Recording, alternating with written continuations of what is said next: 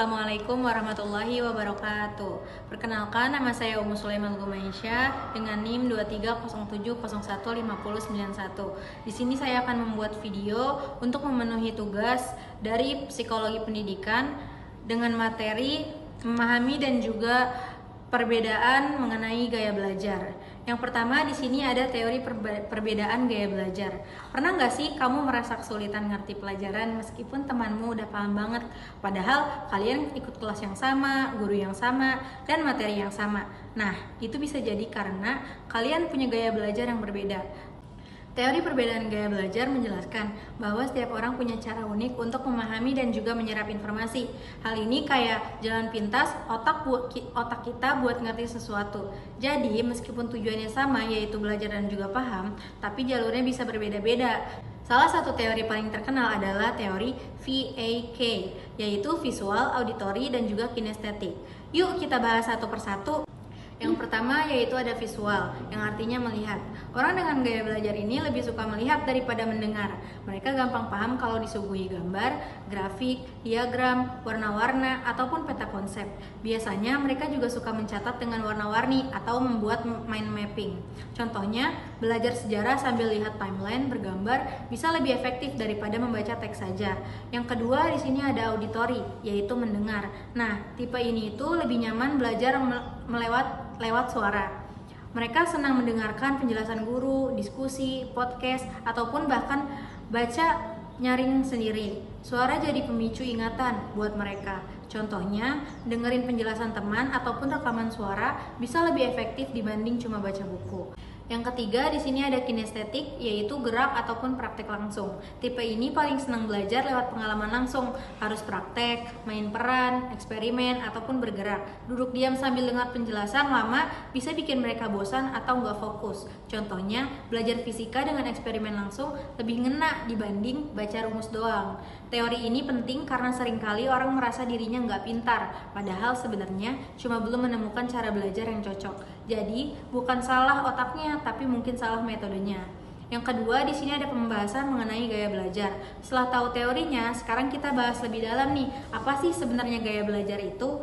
Gaya belajar itu adalah cara atau metode favorit seseorang dalam menyerap, mengelola, dan mengingat informasi. Ini semacam selera belajar, sama kayak makanan, setiap orang punya rasa favorit, begitu juga dalam belajar. Jenis-jenis gaya belajar yang umum dibahas itu, yang pertama ada visual, yaitu belajar lewat penglihatan. Contohnya suka gambar, video, diagram, peta konsep, dan juga warna-warni. Biasanya punya catatan yang rapi dan menarik secara visual, dan juga belajar jadi lebih efektif kalau pakai media visual seperti infografis ataupun animasi. Yang kedua di sini ada auditory, belajar dengan cara mendengar. Suka penjelasan lisan, diskusi kelompok, podcast, dan juga musik latar saat belajar. Dengan menggunakan metode ini bisa mengingat suara guru, nada bicara, ataupun obrolan teman. Dan juga lebih suka ceramah daripada membaca buku sendiri. Yang terakhir di sini ada kinestetik, yaitu belajar lewat gerakan dan pengalaman langsung, yaitu contohnya suka menyentuh, merasakan, dan juga bergerak. Kinestetik ini sulit fokus kalau cuma duduk lama. Nah, metode kinestetik ini cocok dengan metode belajar sambil praktek, role play, ataupun eksperimen. Nah, yang selanjutnya di sini ada reading atau writing, yaitu baca atau tulis. Senang belajar dengan membaca teks dan juga menulis ulang. Contohnya suka bikin ringkasan, mencatat, dan juga membaca. Metode ini cocok buat belajar dari buku, artikel, ataupun materi tertulis lainnya. Perlu diingat, gaya belajar itu bisa campuran. Kamu bisa aja dominan visual, tapi juga suka diskusi atau auditory. Jadi, nggak harus masuk ke satu kotak aja. Nah, kemudian selanjutnya ada memahami preferensi belajar. Nah, setelah tahu macam-macam gaya belajar, sekarang masuk ke bagian pentingnya, yaitu memahami preferensi belajar kita sendiri. Preferensi belajar adalah kecenderungan atau pilihan pribadi dalam belajar. Dengan memahami ini, kita jadi bisa menyesuaikan cara belajar yang paling nyaman, memaksimalkan hasil belajar, dan juga menghindari kebosanan atau stres saat belajar. Contohnya adalah, kalau kamu visual, coba belajar dengan nonton video, bikin mind mapping, ataupun catatan warna-warni.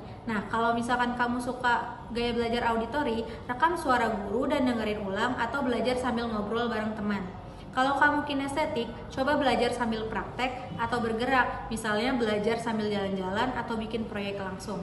Dengan tahu gaya belajar, kita juga bisa meminta bantuan guru dengan cara yang lebih pas. Misalnya, Bu, boleh nggak sih saya bikin video pendek untuk tugas ini karena saya lebih mudah memahami lewat gambar?